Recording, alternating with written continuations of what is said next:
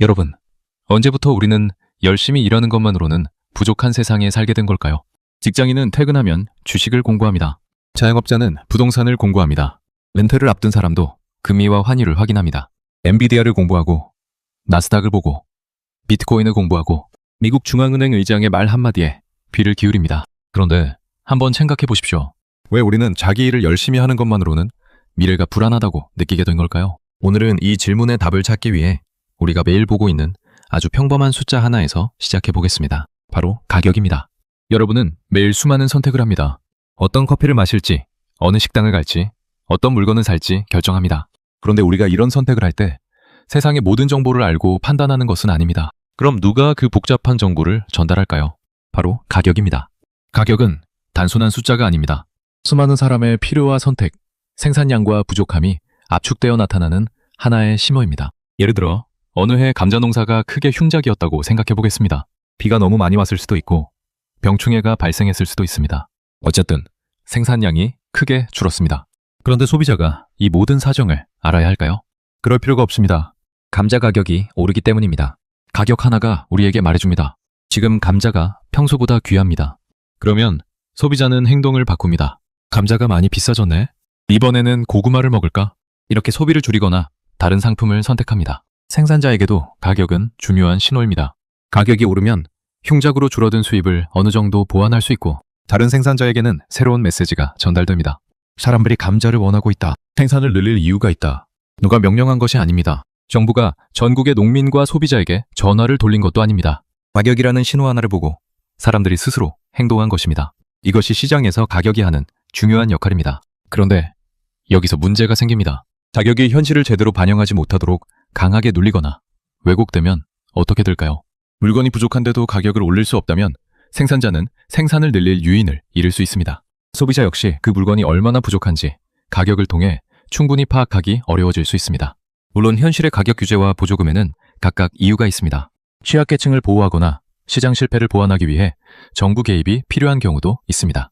하지만 모든 개입에는 비용과 부작용이 있을 수 있습니다. 그래서 중요한 질문은 정부가 개입해야 하느냐, 하지 말아야 하느냐라는 단순한 문제가 아닙니다. 그 개입이 가격이라는 신호를 얼마나 바꾸는가, 그리고 그 비용을 누가 부담하는가, 이 질문을 해야 합니다. 이제 화폐로 넘어가 보겠습니다. 경제가 심각하게 어려워질 때 정부와 중앙은행은 재정 지출을 확대하거나 금리를 낮추고 유동성을 공급하기도 합니다. 실제로 금융위기나 심각한 경기 침체에서는 이런 정책이 경제가 급격하게 무너지는 것을 막는 역할을 할 수 있습니다. 문제는 이런 정책이 장기간 반복될 때입니다. 돈과 신용이 실물 경제의 생산보다 빠르게 증가한다면 그 영향은 어디로 갈까요? 상품과 서비스 가격에 영향을 줄 수도 있고 부동산이나 주식 같은 자산 가격에 영향을 줄 수도 있습니다. 그리고 사람들의 행동도 달라집니다. 예전에는 성실하게 일하고 저축하는 것이 미래를 준비하는 대표적인 방법이었습니다. 그런데 물가와 자산 가격이 자신의 소득과 저축보다 빠르게 올라간다고 느끼기 시작하면 생각이 달라집니다. 현금만 가지고 있으면 뒤처지는 것 아닌가? 이 불안이 생깁니다. 그리고 사람들은 투자 시장으로 들어갑니다. 여기서 한번 생각해 볼 필요가 있습니다. 오늘날 왜 이렇게 많은 사람이 투자를 공부하고 있을까요? 정말 모든 사람이 주식과 부동산을 좋아해서일까요? 물론 자산을 늘리기 위해 자발적으로 투자하는 사람도 많습니다. 하지만 상당수 사람에게 투자는 즐거운 취미라기보다 미래의 구매력을 지키기 위한 수단이기도 합니다. 직장인은 퇴근해서 기업 실적을 공부합니다. 개발자는 코드를 짜다가 미국 금리를 확인합니다. 자영업자는 장사가 끝나면 부동산 시세를 봅니다. 은퇴를 준비하는 사람은 환율과 주식시장을 들여다봅니다. 가짜의 본업과 직접적인 관계가 없는 금융시장을 모두가 공부하기 시작한 것입니다.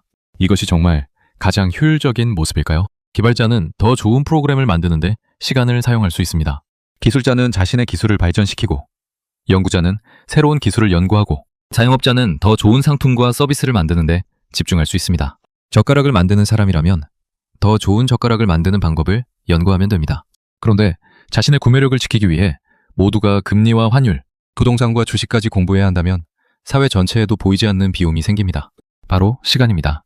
우리가 투자 공부에 사용하는 시간도 결국 우리의 삶에서 나온 자원입니다. 그렇다고 투자가 나쁘다는 이야기는 아닙니다. 투자 역시 자본을 필요한 곳에 배분하는 중요한 경제활동입니다. 문제는 투자를 하지 않으면 나만 뒤처질 것 같은 불안이 사회 전체에 퍼지는 상황입니다.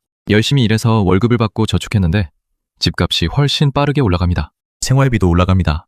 내가 모은 돈의 숫자는 늘었는데 그 돈으로 살 수 있는 것은 생각만큼 늘어나지 않습니다. 그러면 사람들은 자연스럽게 생각합니다. 나도 무언가를 사야 하는 것 아닐까? 주식을 사고, 부동산을 사고, 금을 사고, 비트코인을 공고합니다. 결국 사람들은 더 부자가 되고 싶어서만 투자하는 것이 아닙니다. 자신이 이미 벌어놓은 돈의 구매력을 지키기 위해 투자하는 경우도 많습니다.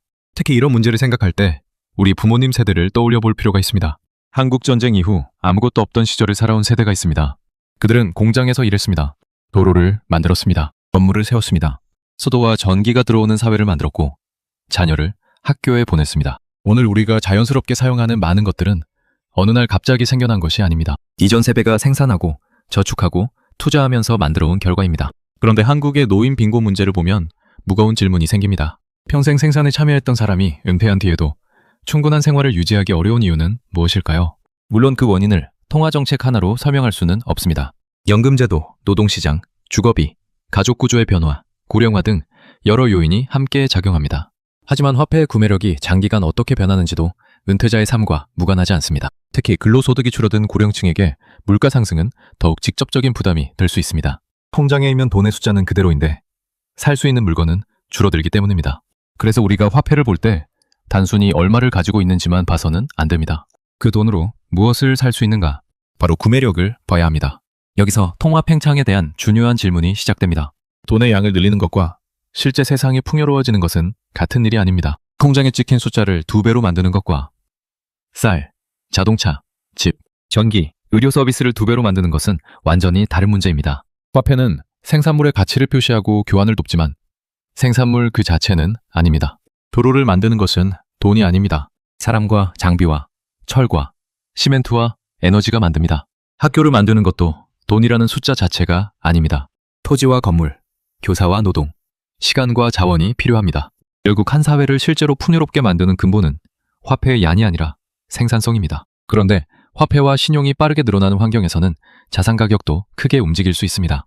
그러면 사람들의 관심 역시 생산에서 자산 가격으로 이동할 가능성이 있습니다. 무엇을 더 잘 만들 것인가 보다 무엇을 사야 오를 것인가에 더 많은 관심을 갖게 되는 것입니다. 여기서 우리는 아주 중요한 질문을 만나게 됩니다. 우리 사회는 실제 가치를 생산하는 사람에게 충분한 보상을 주고 있는가? 아니면 자산 가격을 먼저 예측하고 자산을 먼저 보유한 사람에게 더 큰 보상이 돌아가는 구조로 변하고 있는가? 이 질문은 생각보다 중요합니다. 건강한 경제에는 시장도 필요하고 정부도 필요합니다. 금융도 필요하고 투자도 필요합니다. 위기 때는 통화정책과 재정정책 역시 필요할 수 있습니다.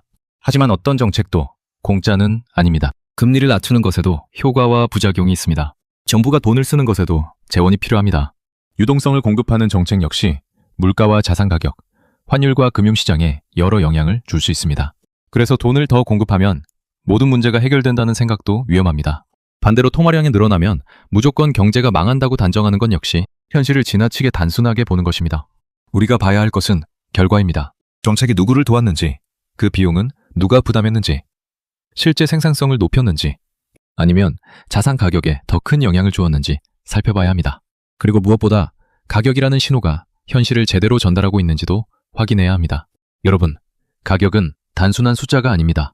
가격에는 수많은 사람의 선택과 부족함, 필요와 생산에 관한 정보가 담겨 있습니다. 그 신호가 제대로 작동할수록 우리는 무엇이 부족하고 무엇을 더 생산해야 하는지 빠르게 알 수 있습니다. 반대로 그 신호가 지속적으로 왜곡된다면 사람들은 잘못된 판단을 할 가능성이 커집니다.